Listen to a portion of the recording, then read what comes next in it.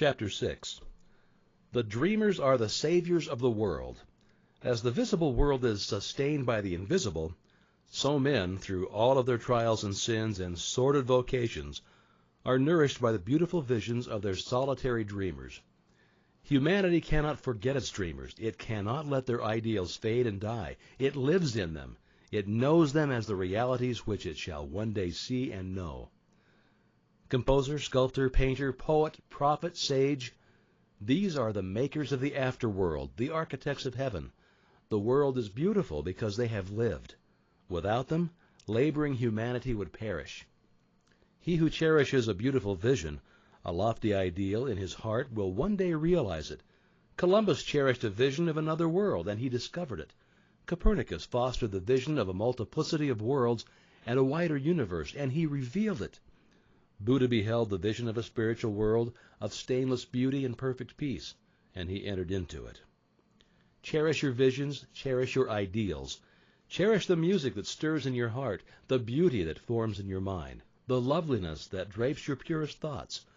For out of them will grow all delightful conditions, all heavenly environment. Of these, if you but remain true to them, your world will at last be built.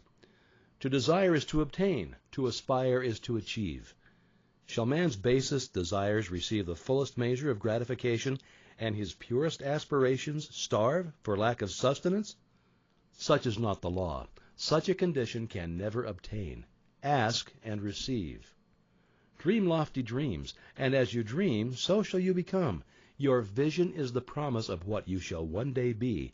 Your ideal is the prophecy of what you shall at last unveil. The greatest achievement was at first and for a time a dream. The oak sleeps in the acorn, the bird waits in the egg. And in the highest vision of a soul, a waking angel stirs. Dreams are the seedlings of realities. Your circumstances may be uncongenial, but they shall not remain so if you only perceive an ideal and strive to reach it. You cannot travel within and stand still without. Here is a youth hard-pressed by poverty and labor, confined long hours in an unhealthy workshop, unschooled and lacking all of the arts of refinement. But he dreams of better things. He thinks of intelligence or refinement, of grace and beauty. He conceives of, mentally builds up an ideal condition of life. The wider liberty and a larger scope takes possession of him. Unrest urges him to action, and he uses all his spare time and means to the development of his latent powers and resources. Very soon, so altered has his mind become that the workshop can no longer hold him. It has become so out of harmony with his mindset that it falls out of his life as a garment is cast aside. And with the growth of opportunities that fit the scope of his expanding powers, he passes out of it altogether. Years later, we see this youth as a grown man. We find him a master of certain forces of the mind that he wields with worldwide influence and almost unequaled power. In his hands he holds the cords of gigantic responsibilities. He speaks, and lives are changed. Men and women hang upon his words, and they remold their characters.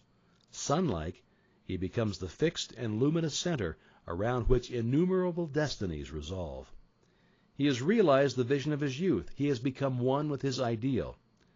And you too will realize the vision, not just the idle wish, of your heart, be it base or beautiful, or a mixture of both, for you will always gravitate toward that which you secretly love most. Into your hands will be placed the exact results of your own thoughts. You will receive that which you earn, no more and no less. Whatever your present environment may be, you will fall, remain, or rise with your thoughts, your vision, your ideal. You will become as small as your controlling desire and as great as your dominant aspiration. The thoughtless, the ignorant, and the indolent, seeing only the apparent effects of things and not the things themselves, talk of luck, of fortune, and chance. Seeing a man grow rich, they say, "How lucky he is." Observing another become skilled intellectually, they exclaim, "How highly favored he is." And noting the saintly character and wide influence of another, they remark, "How chance helps him at every turn."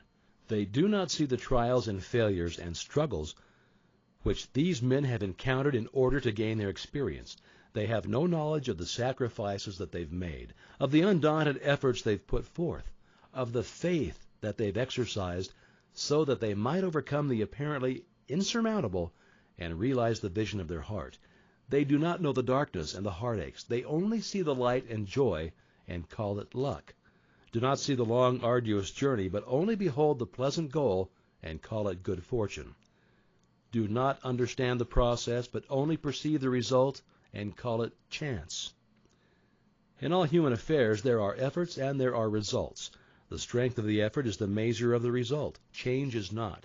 Gifts, powers, material, intellectual, and spiritual possessions are the fruits of effort. They are thoughts completed, objectives accomplished, and visions realized.